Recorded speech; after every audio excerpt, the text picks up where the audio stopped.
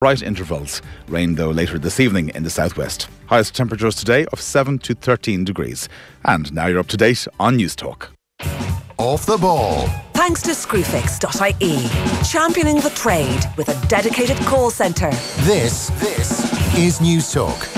How's it going? You're welcome along to Saturday's Off the Ball. Nathan with you until 6 o'clock this evening. We have a busy show ahead. Very shortly we will bring you our Saturday panel with Sarah O'Connor, Sarah Ennis and Alison Miller. They're going to be in studio talking about some of the issues facing women's sport in Ireland at the moment. It is also another busy afternoon in the Premier League. No early match, but 5 games kicking off at 3 o'clock. We'll have reporters at all of them, so you won't miss a goal. And we'll also be at the late game between Southampton and Manchester United. Keith Andrews joining us from 2 o'clock. Dan McDonnell and Johnny Ward on as always from 3 to 5. And we'll keep you up to date with everything else that's happening as well. Ulster, Connacht and Leinster are all in action in the Pro 14 this afternoon. There's no shortage of good racing, and we'll be looking ahead to this evening's WBC World Heavyweight title fight between Tyson Fury and Deontay Wilder. So all that to come over the next 5 hours. But right now, it's time for our Saturday panel. The Saturday panel. So all this weekend, the Tailteann Festival of Sports Writing, championing the trade with a dedicated call centre. So, all this weekend, the Tailteann Festival of Sports Writing and Sport is taking place in Kells in County Meath, with loads of brilliant talks across today and tomorrow. For full details and ticket information for the weekend's events, check out hinterland.ie. Paul Kimmage, Sarah Keane, Paul Rouse, Rosemary Smith are among those who will be speaking over the weekend. And tomorrow afternoon at 3 o'clock, there will be a panel called Women in Sport Crossing the Gain Line. And 3 of those taking part in that panel are in studio with us this afternoon. Sarah O'Connor is the head of sport at WHPR and is former chief executive of the Federation of Irish Sport. Sarah Ennis is a star in the world of eventing and a team silver medalist at the 2018 World Championships. And Alison Miller is Irish Rugby International with 43 caps and just returning from injury, hopefully in time for the Six Nations to come. Thanks a lot for coming to the studio. No problem. You'll be joined by the All-Ireland winning Dublin footballer Sinead Finnegan on the panel tomorrow. You're going to be talking about women's sport, coverage of women's sport, participation levels for women's sport. I'm telling you this because you've just all met each other and have been thinking, well, it's pretty general. We can sort of chat about whatever we want. This can be a dress rehearsal for us. So the general brief on the website is that despite all the successes of our female sporting heroes, it is still possible to pick up the 8-page weekend sports supplement of one of our national newspapers and find not a single word written by a female journalist or a single sentence covering a women's sporting event. So we asked the question, have women crossed the gain line in Irish sport? Discuss. Well, I'm probably the dud in this panel, certainly when it comes to sporting achievement. But look, I think just brief chat with like both Alison and Sarah, and kind of when you tend to kind of meet the many incredible kind of sporting role models, female sporting role models we have, I think there is a sense of kind of general frustration that absolutely no doubt like huge strides have been made. And I think even if you look at the Sport Ireland research, like the gap between female and male participation in sport has never been kind of narrower.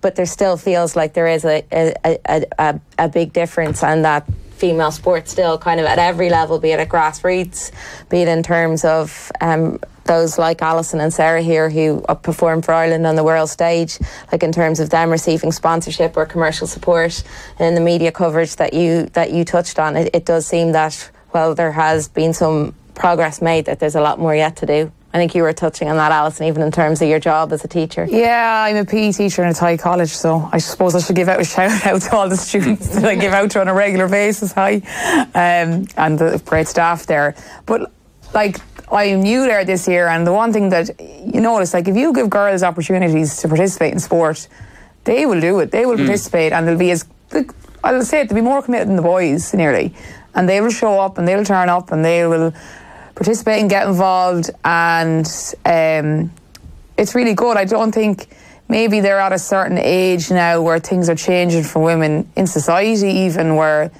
there's a shift in, perception of what women can do or what women should do compared to even 20 years ago. So they will participate and they will get involved no matter what the sport, and they don't distinguish, well, why can't I be on the soccer team or the rugby team? And it's maybe when they start to get to 17, 18 and they shift into a different time in their life that things start to change for them. I was chatting to my boyfriend last night because he's very good, I think, I actually think men have a huge role to play in this as well. And I was like asking him, like, what is the problem? And he goes, I don't think you're really going to ever have equality until society's view on women changes. Not like in general, not just sport, but how does society see women?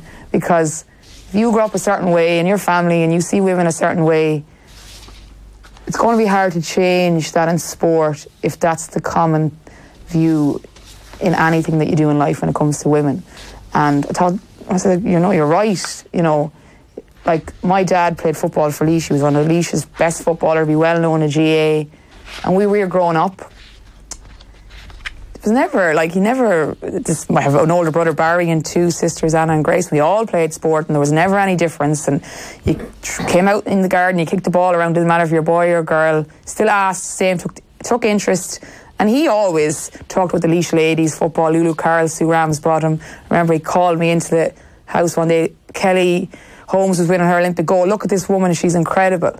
So we grew up thinking, and my mother's a PE teacher, which helps as well. So we never saw any difference between boys and girls. It's only when you got older you realised. And I went to a really very good sporting school, an all-girls school where, because there was no boys, the girls were the priority.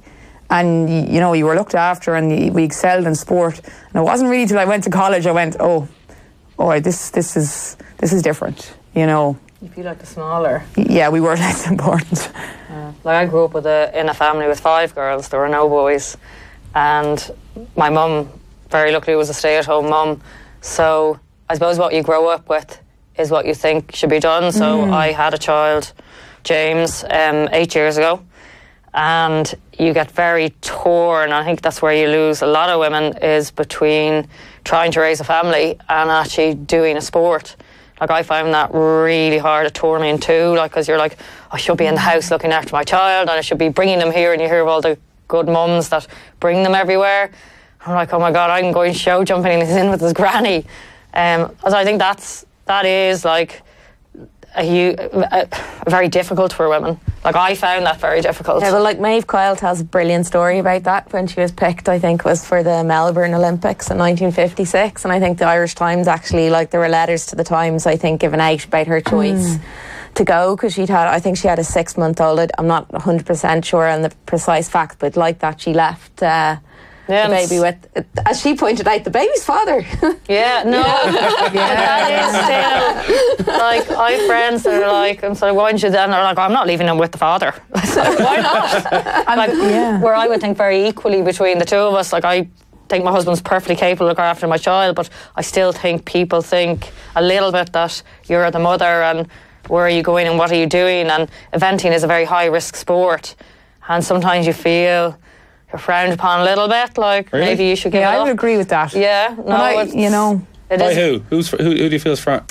I don't know, just people that you're going back, and the higher level is very high risk. We had one of our riders this year, John T. Evans, had a very bad fall and was in a coma for a long time, and very thankfully he's pulled through and he's doing amazing. And I suppose it makes you think as well, you think, God, what happened to that happened to me? And the mother is gone. And I do see other people, I just feel it a little bit, that maybe you shouldn't really be doing that when you're trying to raise kids.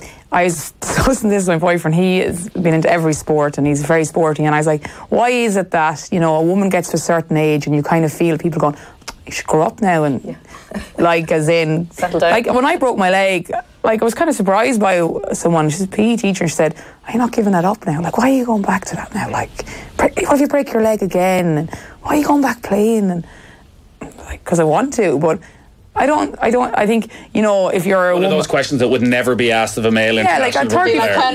When are you going to be back? You know what? But even you'd celebrate a 35-year-old, 40-year-old man even playing for their club for GA or rugby. Fair play to him, he's still out there playing. But it's the women should grow up now, and it's time you settle down.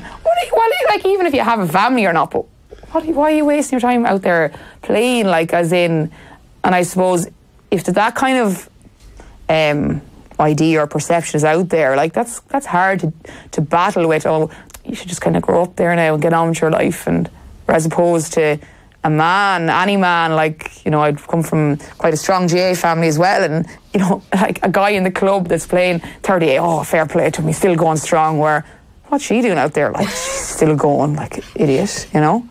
Nearly. And that's not everyone. Look, I'm not saying that everyone has that attitude, but there is that attitude out there still. But what you're talking about there then is obstacles from a very young age all the way up till you decide eventually you want to retire, or till eventually you want to just keep going, even from a purely just relaxation point of view, just to get out there and keep things going.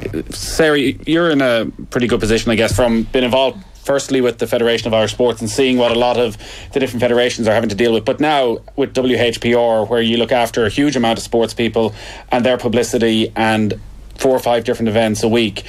Do you notice a difference in, say, the uptake in coverage from when you have an event with women's sports stars and male sports stars? Yeah, like, it's no doubt still that like women's, when we have female ambassadors, it's a slightly harder sell in than, you know, and often these are women that have, like, you know, achieved like incredible things by kind of like ordinary standards. Like, I think, to be fair, when somebody's got a gold or a silver medal, you know, then it becomes easier. But I mean, we have had an incident with one where we had a group of kind of GAA players, and in fact kind of the way we ran the rotations, and a female was next, and when we went to bring the female athlete into the room, the media were gone.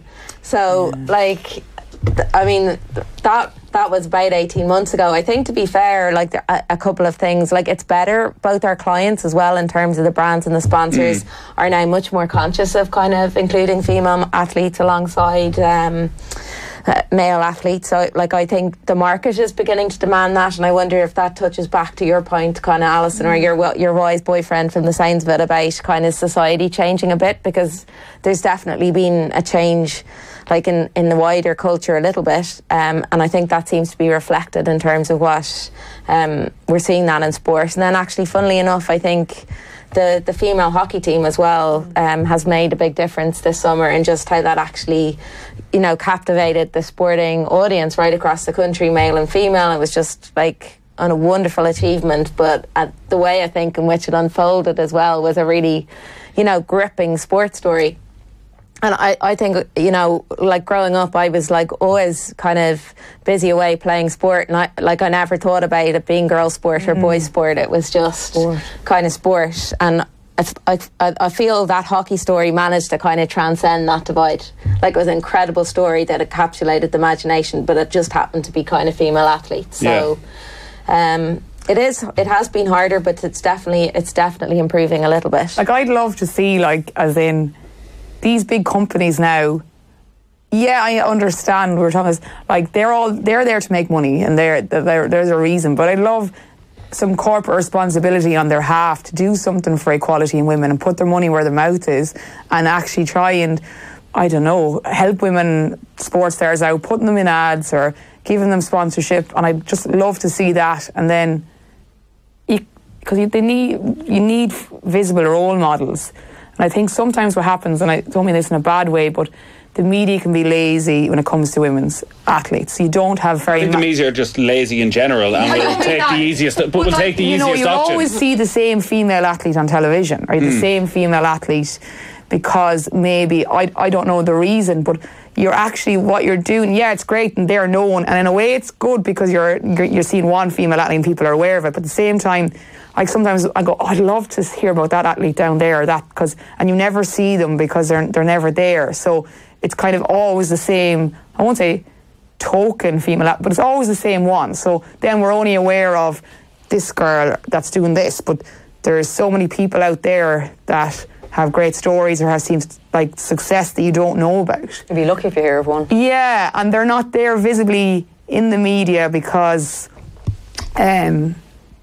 I don't know, I don't mean, it's not laziness, but yeah, it's also hard, I suppose. You can't see it, you can't be it, but like, it's all kind of related. There has to be more of an effort to try and get someone different in, and so you can hear about her, or what, like, you know, there's incredible, I think, especially female athletes in Cork, especially the footballers and stuff, and that I don't know anything about them, but they've won so many All-Irelands and Camogie and everything, but you don't really nice know about story. them. Yeah. You know, it's a hard one, because yes, you need them there to be long enough to know about them. But if it's always the same person, then you're... Yeah, like I know Rena touched on that really well in the launch of kind of the 20 for 20 campaign, but like in kind of chatting to Rena in the run up to that, we were like 18 All-Irelands and never been on a billboard. Like, you know, like if a male athlete had 18 All-Irelands, like it's almost like it's almost incredible to have won 18 All-Irelands, do you know? So, and she's so modest anyway. And to be able to walk down the street and most people not recognise you. 100%. Doesn't make any sense. Like, at it all. doesn't really. It is the value of role models, and you touched on it there. Maybe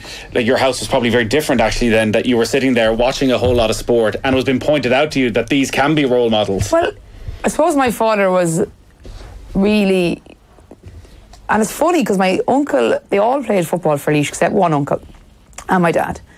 And it's funny, I was really surprised and actually really happy that my 70-year-old uncle, I'm sorry, he's maybe not 70, well I think he is. You're in trouble now. Jim, and he said to me one Don't day... name him. Yeah, he said to me one day, no, I much prefer watching ladies football. And I was like, really? Like, this man played for Laois and he's 70, he's like, just prefer it, it's quicker, it's faster, and I prefer it as a game. And so, yeah, my dad was very good, he was trained teams and he understood that female athletes or a female athlete involved in something has a great value. He used to, like, even the local club, be like, come down and show these boys now, you know how to do this. Show them how to do it. Or, like, I want you to come down tonight and some of them aren't fit. That's terrible thing to say. I want you to, like, run around and show them how fit they are, which is a terrible thing to say, but, like, he didn't ever look at females in a different way.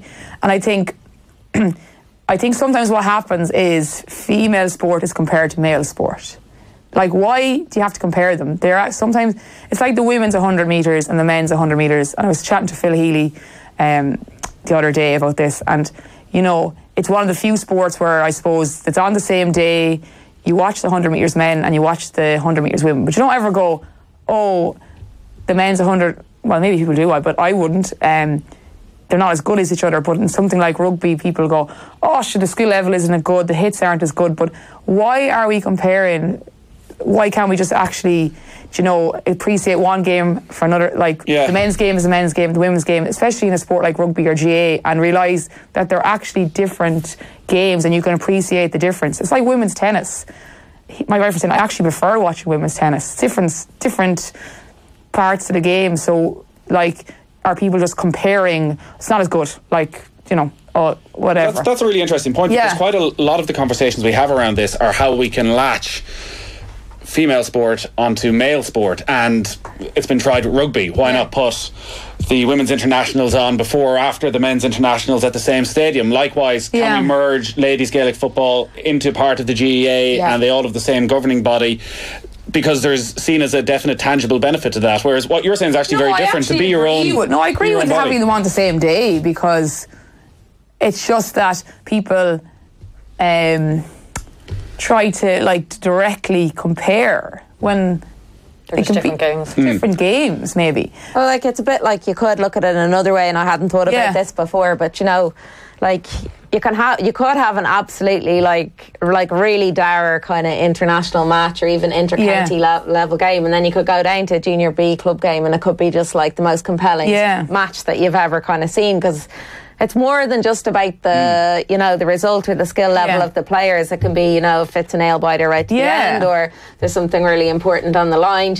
Like, there is actually, when you think about it, there's more to just kind of so much more to each game usually than like the actual kind of just game itself. Like, even take a rugby game last week, and how were some of the new caps going to perform, or something. Like, can be more to the story. So on its own, it can be a useful enough kind of... Well, the bigger game last weekend, the bigger test match or friendly, whatever you want to call it, was Ireland-England in the women's rugby. Far bigger and more important than Ireland against the USA, where Ireland were always going to trounce them.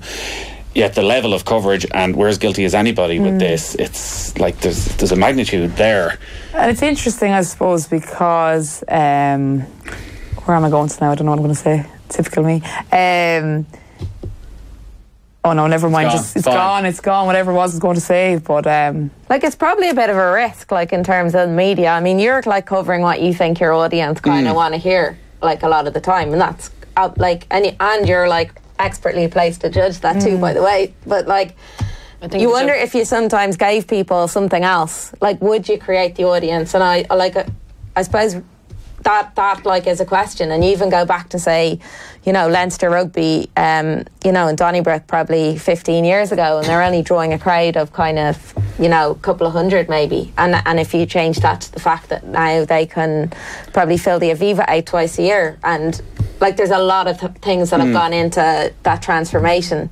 Well, marketing is the key for that, because the ladies football final, and I'm always interested in people's opinion on that, whether it shows that ladies football is in a very good position because they're getting 46 over 50,000 to a ladies football final, but then you look further down the track and the attendances are nowhere near that. Whether that's a one-off because it's been built into some sort of a special day in the Irish sporting calendar, whether that shows that ladies football is in a healthy place or not.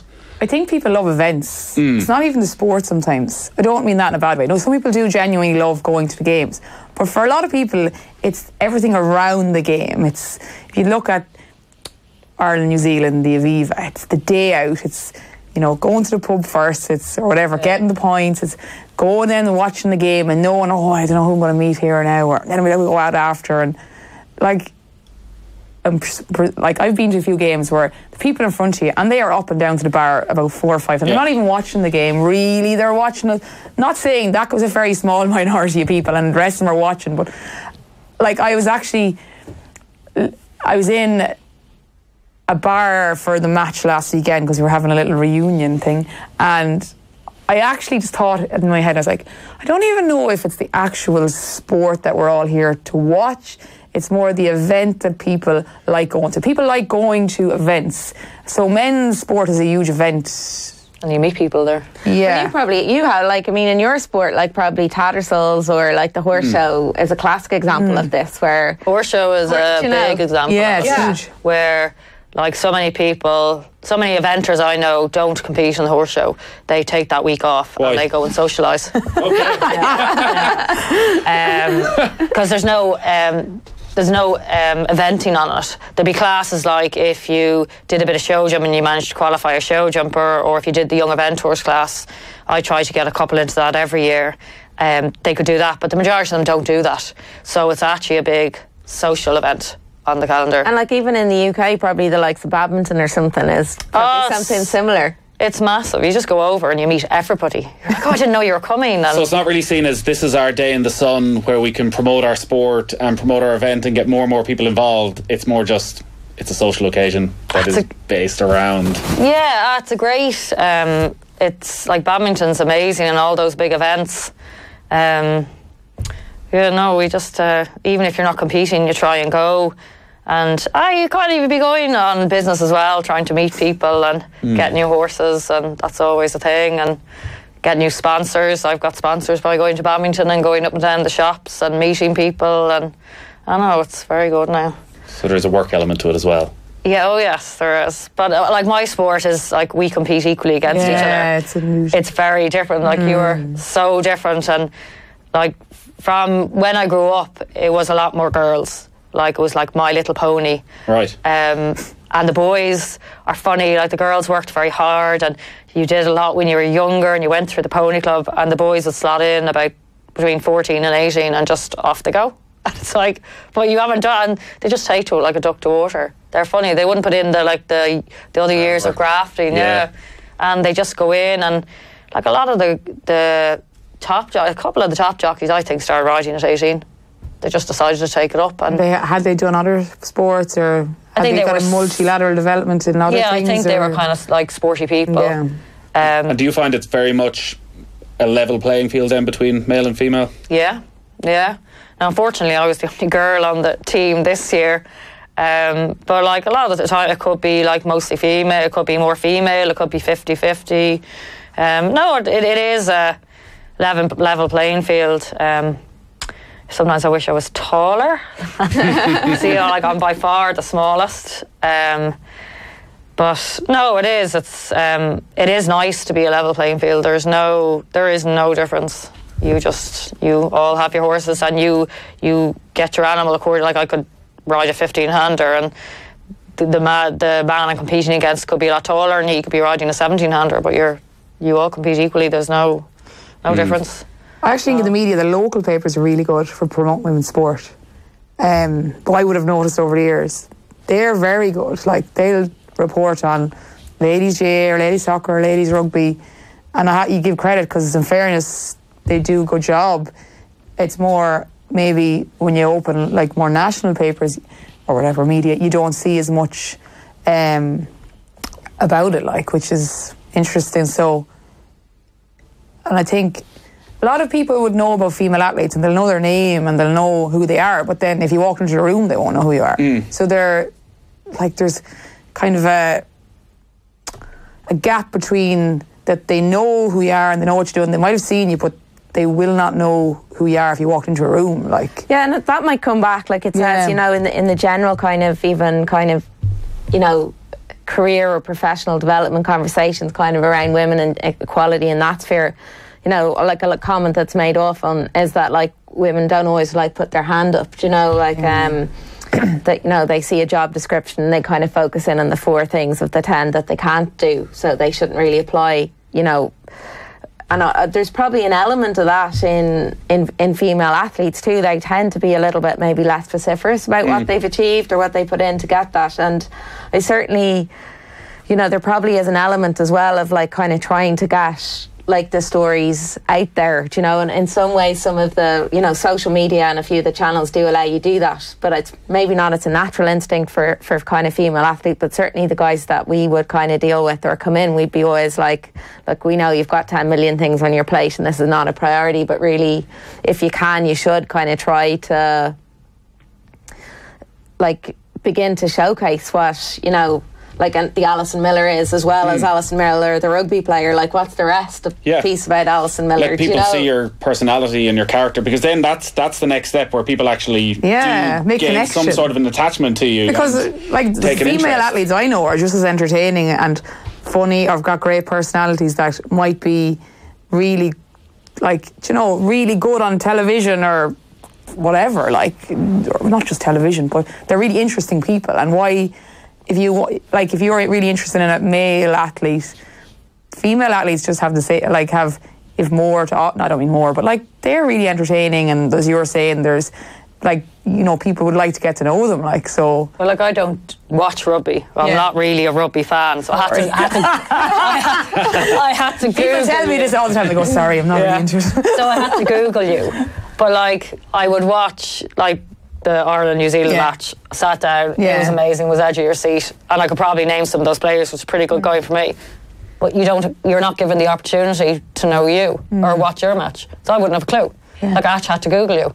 Where if you asked me a question on, like, the male rugby players, I could probably answer a little bit. Well, whenever we do a panel like this, that is one of the texts that comes in quite a bit, is that it's male bashing and that women don't support women's sports. Do you know what? It's interesting because I asked my boyfriend last night and he goes, do you know what, Alison, when people ask about you, it's never females, which is interesting. He just, you know, you be honest, because when you have, sometimes, like, and you don't want to be seen like you're complaining, like, but, like, I was like, well, what do you think? You're male, you've played sport, he's the typical lad that played rugby and, you know, the lad's lad, kind of, like, so, you know, I'll ask him things because it's good to get his perspective. And he goes, when people ask about you when I'm in work or out in the town, it's always men, which is interesting.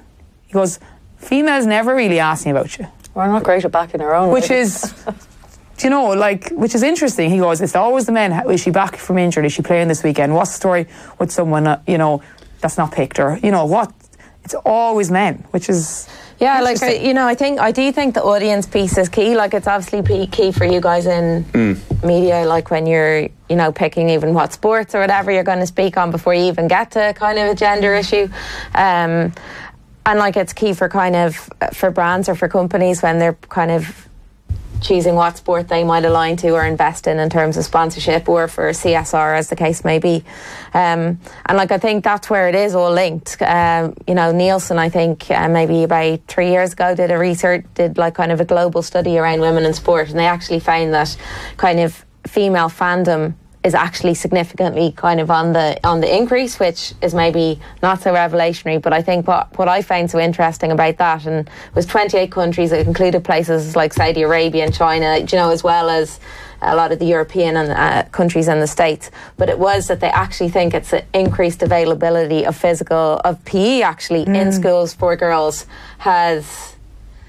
is what is the reason why more females are showing a real like interest or fandom in sport. And I suppose if you can kind of grow that, then you can see kind of like media outlets will kind of feature more females. Like, you know, tennis is probably a good example, which doesn't struggle that much for sponsorship dollars or for kind of TV coverage. And I think actually in terms of tennis and Olympics are actually two sports where the female fandom, like, so more females are interested in those sporting properties than males are. Yeah. Because they've role models. Yeah, because probably, they have people they can look up to and, as you say, get to recognise instantly, gain some knowledge on, and feel that they have some sort of ownership of it when they sit down to watch it. Yeah. Which, if there's no visibility, if people aren't seeing the women's rugby team constantly, and at the moment it's maybe 4 or 5 times a year the games are live on telly. You don't really get that like with kids in school. I think with, like, you do PE, but maybe there should be more opportunities to try different sports. Because, like, I think, like, when I read up on it, they said a huge thing with women is fear, and, like, of their figure, a fear of everything. But, like, I would still be slow. Like, I don't know how to use machines in gyms. I go cycling, I go walking. And actually, I would still have a fear of walking into a gym and just being looked at and trying to figure out machines. And, like, I would never have had... When you're a young kid, and a young girl, it would be lovely to have an opportunity to have a go at more sports, I think. Yeah. I want to come back to that. We need to take a very quick break. Yeah. We are talking about some of the issues facing women's sport in this country. If you have any thoughts, 53106 is the text number. We're joined by Sarah O'Connor, Sarah Ennis and Alison Miller. We'll take a quick break. The Saturday panel on Off the Ball. Thanks to Screwfix.ie, championing the trade with a dedicated call centre. Next week on News Talk Breakfast and The Hard Shoulder, we're giving you an apple a day. That's an Apple product every morning and every afternoon. All you have to do is listen in to News Talk Breakfast from 7 a.m. and The Hard Shoulder from 4 p.m. for your chance to win an amazing piece of Apple technology. iPads, iPhones, MacBooks, Apple Watches, AirPods, Apple TVs, iMacs. You could win any one of them. An apple a day. Next week on News Talk Breakfast and The Hard Shoulder. Make Christmas for everyone at Dunnes Stores with better value of just €4 for your favourite festive treats, including selected Cadbury Milk Tray, McVitie's Family Circle and Celebrations and Quality Street large pouches. Or maybe you fancy our Pringles 200-gram range at half price, or 24 500ml cans of Carlsberg and Budweiser for just €20.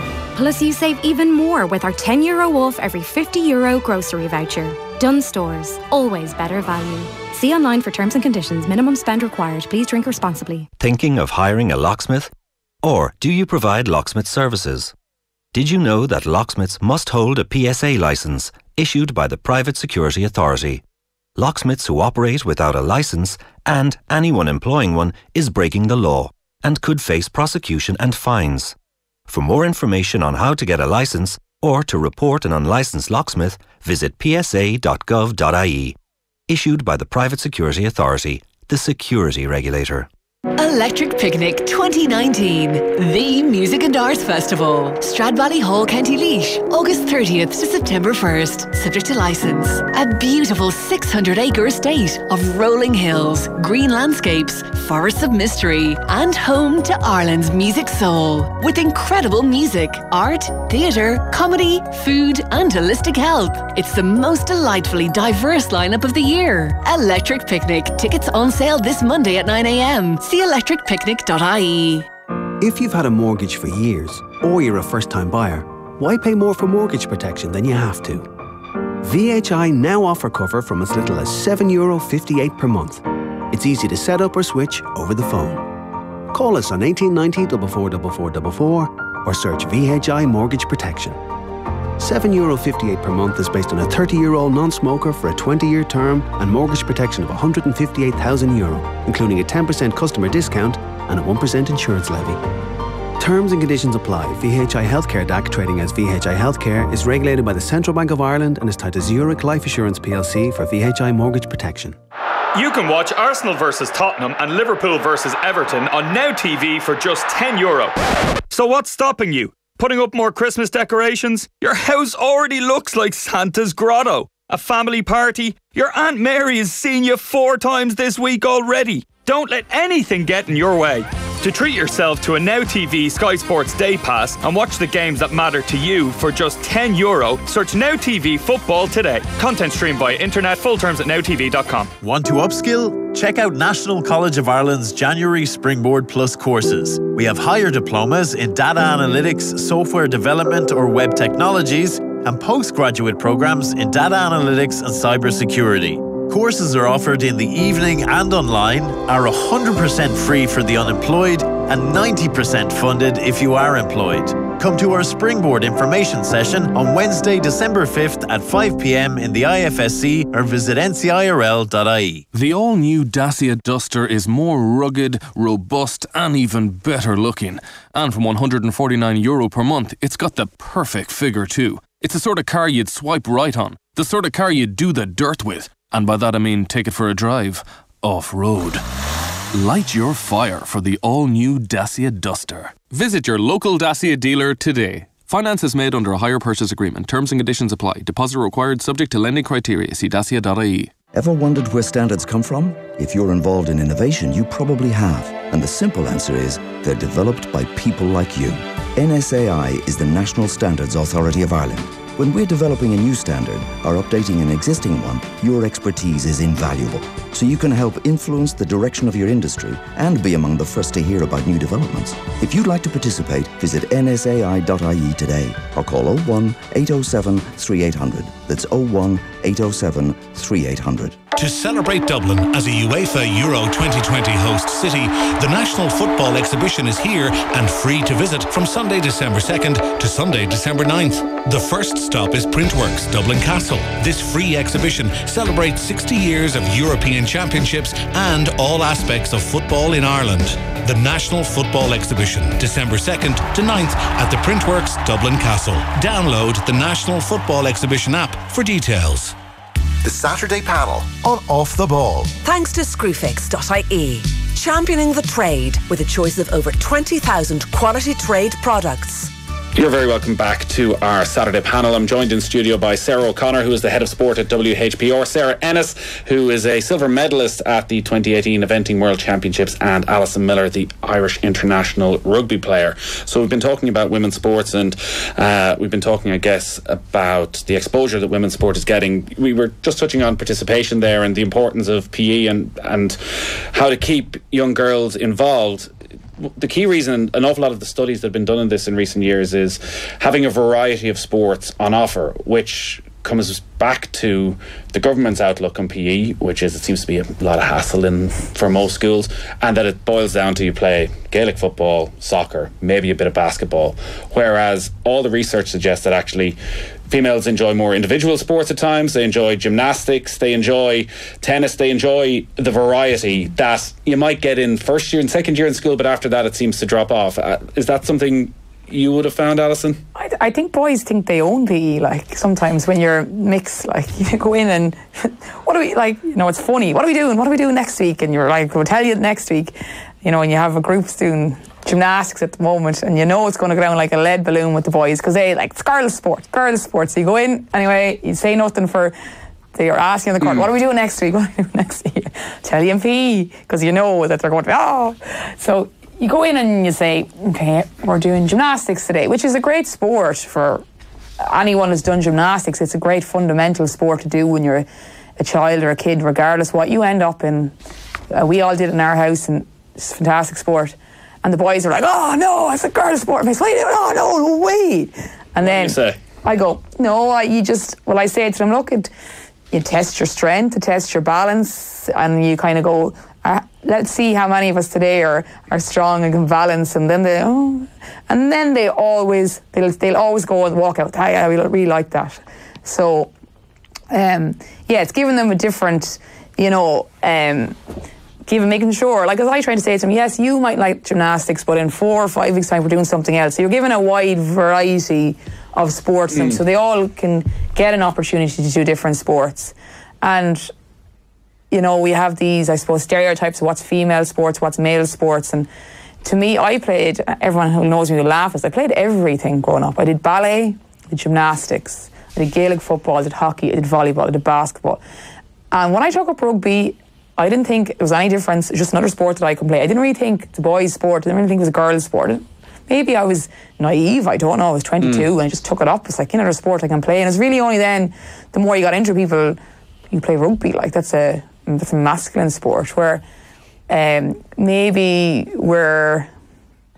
I don't know, maybe, like, it's funny, socialisation and how we think about things, and getting very deep here, but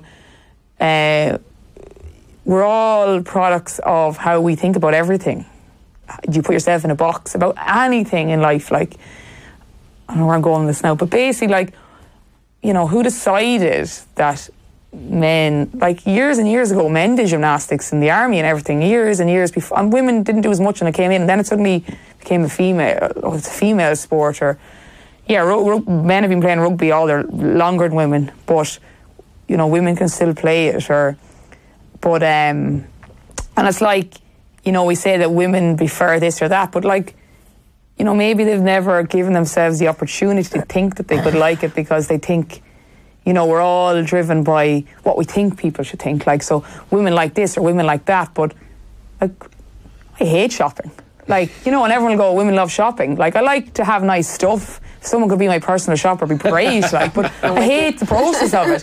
So, sometimes we buy into what we think is a, stereotypical norm for a certain sex or a certain thing, and we should. Maybe you just have to sometimes actually. People know that I can get very deep and start thinking about things very analytically, but, like, do people ever stop and think about what they're doing? Like, and, well, maybe, like, I do like this, but you're buying into a stereotype of what's for males, what's for female, in general in life. And then maybe, you think, well, maybe they could love it if they actually got outside of this box that they've put themselves and really like it. But is the atmosphere there to allow them? So say if you're talking about a first year class, a mixed class, and you're thinking, well, you're a perfect role model for any young girl who's thinking about becoming a rugby player, but rugby and PE is 30 raging lunatic lads at 13 years of age, and maybe that's not actually the best environment for a 13-year-old girl who's thinking about playing rugby. That they need a different outlet for that. That's not there. I do tag with them in school, and everyone can play and everyone can perform, and the girls can just as good as the boys. But, like, I'm kind of going off sidetrack now, but, like, I have a young boy. He asked me 2 or 3 times last week. He just can't understand. He's like, Miss, can I ask you a question in the class? I just don't understand why you gave up rugby to become a teacher. Like, like, if you were, like, a professional rugby player, you're just, like, they don't know, obviously, that, obviously with 7s I was contracted when I played, but 15s, it's like an inter-county GA player. You go, get up, go to do the gym, you go to work, and you do all your training camps and all that. But he's 15, and which is lovely. I actually thought it was really nice that in his head, and another guy as well, they keep asking, like, why, like, because I'm new in the school, why did you give up, like, your contract? Why did you give up to come here and teach? Like, why did you want to be a teacher? Could be Johnny Saxon. I thought actually, well, isn't that really nice that they think that at 15-year-old boys? And the boys actually really respect you as well. They don't distinguish that you're a male or female player in the school. They just think it's great that you play, like, and, she plays rugby, and of course, kids will find ways and means to figure out who you are, and the minute you have them, they're checking you out, like, but they just think it's great that you're playing. So if a 15-year-old boy, in a way, thinks that you were professional all those years, it's kind of a nice thought, isn't it, that they think that that's... don't understand. Yeah, like, I've seen that with my own kids. I have a girl, and then I've got 2 boys, and they're all in primary school, and obviously this year they were lucky because Dublin won the football in the men and the ladies, so they got both the Sam Maguire one day, and they got Brendan Martin, I think, 2 weeks later. They're constantly lucky. constantly looking. Yeah, but they like. There was no distinction in their heads between the two. like the trophy came in. The trophy came in with the girls, and the trophy came in with the boys. And like one wasn't better than the other, one wasn't different than the other. They were both equal achievements. And I don't know, not to pick up on your deep thing, but I have a friend who's a child psychologist, and she says, like, in terms of parenting, that we're all influenced by 4 generations, which is quite scary. But like on the other side, if that's true, like this change is going to take a while. I think it's going to take a long society. Wait for that generation to come through. Yeah, so where it is normal, and I can kind of see it with my own friends, like you. I think my mum had played like swimming and tennis and stuff at school, so for me, and my dad got lumped with 2 daughters and then a son, so he just had to kind of go with it then, and I wouldn't see any difference. But like I can see it. Like we didn't. It was actually funny when we had our eldest, who's a little girl. Our friends in New Zealand sent us an All Black fleece and a Waikato jersey for Isabel, but I don't think from any of our Irish friends. You got a sports top. Yeah, and like we're both quite sporty, so. But if it was a boy, I'd say you would have got loads. But then, like for our boys, we did get those type of gifts. Like, and I just had a little girl, and I got a Mayo jersey from all my off the ball colleagues in here. Yeah, well, I think when so there's no sexism at all in this office. And so, like, I think that's an unconscious thing, do you know, or like it's when that like unconscious bias stuff that kind of happens. Yeah. And I also think sometimes, like for me, it didn't matter. They were always all going to try to do sport. They'll probably end up being singers or musicians, which would also be cool, but they'll be rebelling against the forcing sport down them. But and from your time when you were in the Federation of Irish Sports and talking about the options that are available to younger children, and what Alison said, right, you would love that 12, 13-year-olds can play either, if they want to play Gaelic football or rugby, that opportunity is there for them. But if they are swayed towards the individual sports, such as gymnastics, and I think it's coming full circle where most of the major professional sports teams at underage level have their kids doing gymnastics. Yeah, that's a great sport. Gymnastics, athletics, they really are. But the likes of tennis, or even just doing dance and things like that, would you have noticed that a lot of the sporting bodies would have struggled to get into schools to keep them active? Oh, 100%. Like, because I mean, only 3 sports in the country really have the resources to be in primary schools, and that's like the GAA and like the male part of the GAA, as in like men's football and hurling, though they obviously cooperate with ladies GAA and Camogie and like the boys and girls get both, but it's the GAA's kind of commercial and financial engine that kind of drives that and makes it possible, albeit like with definitely, you know, the 3 do work in cooperation, but rugby have it and FAI have it. But in terms of that, and I think in the National Sports Policy they're looking at that kind of multi-sport development model, because I don't think you're ever going to stage where like a Swim Ireland or Athletics Ireland or Rowing Ireland will have sufficient resources to have a team of national development officers. So like I think that kind of is a challenge. And then I mean, going back even like PE and primary schools, I don't think it's officially on the curriculum, so it often depends on the school or the goodwill of the teacher. You know, whereas, you know, we're trying to balance that against, for health terms, kids at that age should be kind of getting 60 minutes a day. And it really should be about giving them kind of the physical literacy skills. And, you know, but what is funny about team sports, because I think the differential in girls and boys participation in sport actually begins at as young as 7, which is kind of very early, really. And then, you know, they're actually not, you know, that it's there's one big fall off for females like at the early or mid-teens, and then what's actually funny is by late 20s, early 30s, women are actually doing like increasing their own physical, and men are actually a bit of a problem at that point in terms of maintaining physical activity for health levels. So it's probably, I think I sometimes feel the team individual thing is actually kind of the stage of life that you're at as well. It's maybe not so much a gender thing, but just the time you have available to be involved in sport. And I think one thing that also gets overlooked a little bit about the involvement in team sport is it's actually kind of proven to actually have quite a significant impact on your professional development. So this has been looked at in the States, but Ernst & Young did a study whereby looking at senior female people in business world, and 70% of them had played team sports right through to their third level education. Right. And also then female athletes were actually paid more, 7% more than females who hadn't participated in sport. So, again, I think there's a relationship, as you pointed out, Alison, back to the kind of general society debates, but there's definitely something in team sports that seems to equip people better for kind of life away from sport in the working world. So I think it's too broad a generalisation to say team sports are for boys and girls won't really be into them. I think we actually probably need to really try to make an effort to get more girls involved. Like they love, I know in school, they love going off on the bus to the game. They simple as, and it's actually really nice because in school, it's you're a high level, but this is a different level of sport. And they just genuinely, we went to a soccer match and they lost the game, but did you enjoy it? It was great. What did you love? I just loved running around the pitch and kicking the ball. I loved, getting on the bus and they're all having a bit of fun. They put on the stereo, we put on the music, and they enjoy each other's company and they go out, and same way boys like that kind of thing. So yes, some girls will love gymnastics, athletics and dance, but yeah, a lot of girls will just love going off on the bus for the day and enjoying the participation and enjoying the game, the physical running around and the skills, whatever.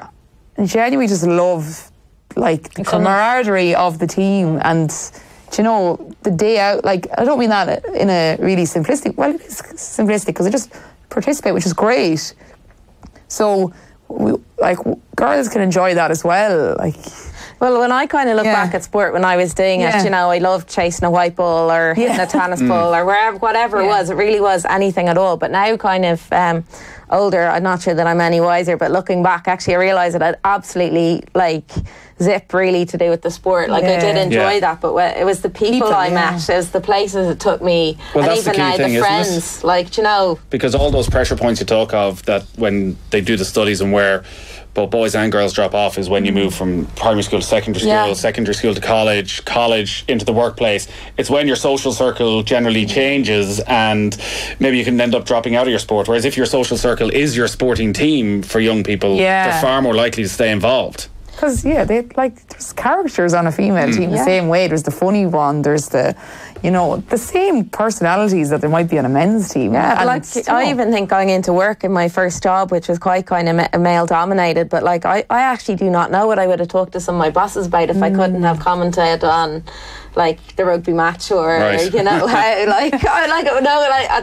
neither here nor there, but it was so blooming useful for me. And they're actually we're happy enough and she can kind of talk about it semi-intelligently. So I feel sorry, well, girls and boys are under a lot of pressure. Young kids now, aesthetically, you look at the Kardashians and that's their role, they're bombarded with all these images, and even young boys in gyms now, they're under pressure to look good, and they're both under a lot of pressure. But I suppose sports gives them an opportunity to do something else, or give girls confidence, because not about their looks. You don't have to forget looks, but there's so much pressure on young girls, and I think that's what stops a lot. Yeah, it does stop that you have to look like a Kardashian in the gym. Yeah, and they do. They feel that, and can't go out and run around because makeup or whatever. But when they actually do, it gives them kind of a confidence in other areas.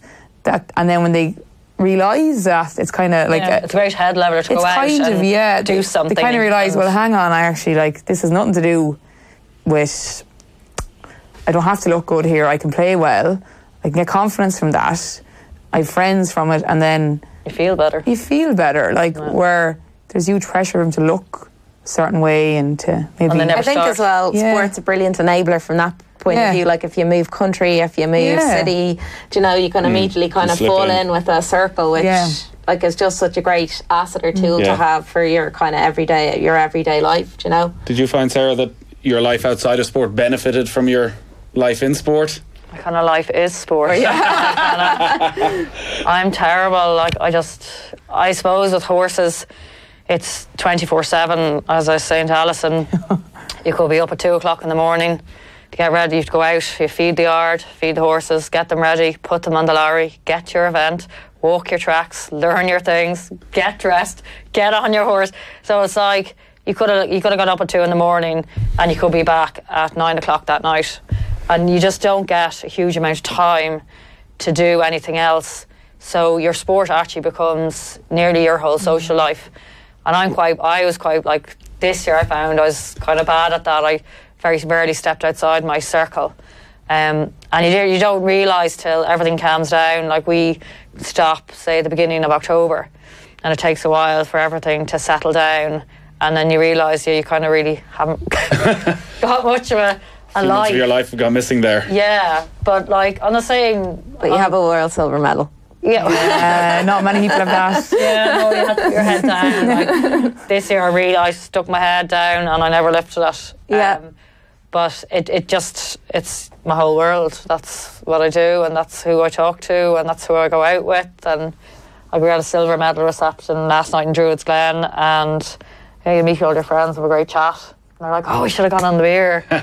I don't know. But you'll always have those memories of those people, and always, you can always you meet them. You mightn't talk to them for maybe in 10 years' time you might and you go back and you haven't talked to them, but you'll always have that. Just fit straight back. Yeah, you'll always have those memories or events to link back. And like, even I'm going on holiday to Florida, and I had clients over buying a horse, and they're like, oh, come and visit us. Like, they're based in Florida as well, and one of my sponsors, Horseware, actually has a place in Florida. So, like, wherever you go, it all links in. You can't avoid them. Like, they're everywhere. So no, it's a great network of people. We got to wrap up. You're going to be talking about this in depth again tomorrow at the Tailteann Festival of Sports Writing, and you can get the tickets hinterland.ie. There's lots of really good speakers throughout later today and tomorrow as well. Sinead Finnegan's going to be joining you. Before we finish up, though, this new initiative, the 20 by 20, which Off the Ball are one of the media partners, WHPR have been involved as well. The tagline, as you mentioned earlier, is if you can't see it, she can't be it. Plan to get 20% more media coverage, 20% more female participation, 20% more attendance at women's competitions and events. I know we've got a lot of initiatives coming up in the new year around this, but from the opening couple of 5-6 weeks there, have you noticed that there has been an uptake, there's been a boost? Yeah, no, like, it's definitely been really visible, which is great. I also think it's kind of, galvanised a lot of the incredible females and huge male supporters as well for women's sport, like, kind of together. It's kind of provided a focus, and that has been kind of really strong. And also I know that both Mary and Sarah, who deserve, I think, great credit for getting all the sports bodies and 5 sponsors in behind to make it possible. They want it to be about debate. They want to kind of understand the reasons why it hasn't happened to date, and for people to express their views as to why, like the point you raised about maybe more women need to get out and support it, because maybe that needs to be said to give us the kick in the ass to make sure that we go out. So look, I think all of us, all society, I think, will benefit from it's the same with any diversity, just this happens to be female in a sport. But I think, look at Dublin these days, and I think as a country we've benefited massively from increased diversity, at all levels. But even something simple like the choice of restaurants, or I ultimately sport. We're hugely passionate about sport, and I think as a country we all stand to kind of benefit from this. So I think great credit again to the guys for getting it up off the ground. And look, here we're talking about it now, and there'll be plenty more views to come. So yeah, there certainly will be. Sarah O'Connor, Sarah Ennis, Alison Miller, thanks a lot for coming in. Thanks, and enjoy yourselves tomorrow. Join that conversation. Text us on 53106. Texts cost 30 cents. Be safe this winter. Give yourself the best chance when driving in winter conditions by checking your tyres are the correct pressure.